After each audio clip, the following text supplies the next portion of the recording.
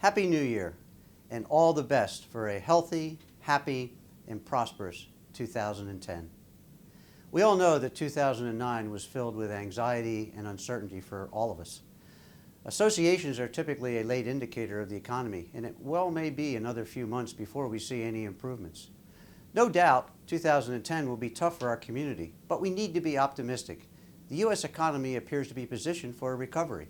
In fact, if we look at the last 6 months, the stock market is up, job losses are down, and we are seeing some bright spots at the end of the tunnel. Many members of associations across the country are much more optimistic than they were earlier this year. A good example is ASAE.